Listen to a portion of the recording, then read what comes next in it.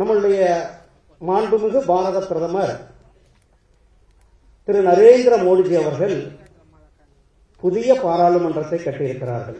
நம்மளுடைய இந்திய கலாச்சாரம், நம்மளுடைய இந்திய பண்பாடை பிரதிபலிக்கின்ற புதிய பாராளுமன்றம். அந்த புதிய பாராளுமன்றத்தினுடைய திறப்பு நம்மளுடைய தமிழக முறைப்படி நம்மளுடைய ஆதீனங்கள் புடைசூழ செங்கோல் ஏற்று அந்த பாராளுமன்றத்தை திறந்து வைத்தார்கள்.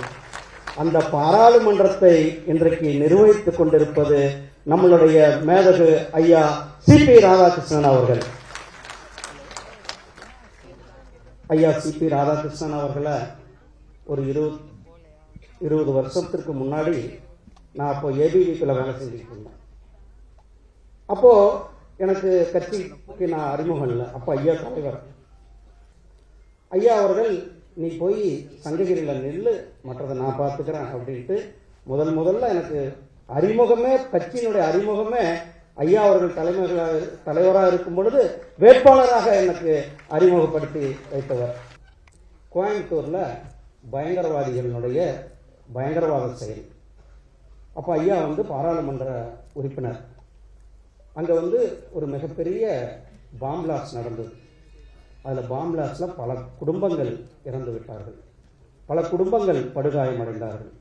அவர்களை பாதுகாத்து அந்த குடும்பங்களுக்கு வாழ்க்கை கொடுத்தது நம்மளுடைய ஐயா சி.பி. ராதாகிருஷ்ணன் அவர்கள். இன்றைக்கு அரசியல் உங்களுக்கு தெரியும் நல்லா. இன்றைக்கு அரசியல் சூழ்நிலை நமக்கு தெரியும். எவன் பாக்கெட்லயாவது இருந்தால் எடுத்து தான் பாக்கெட்டில் போட்டுக்கலான்ற இருக்கின்ற காலம். தமிழ்நாட்டினுடைய அரசியலே அப்படிதான் இருக்கிறது. டாக்டர் ராஜ்குமார் கூட சொல்லுவார், ஐயா இப்படியெல்லாம் இருந்தா அப்படின்னு.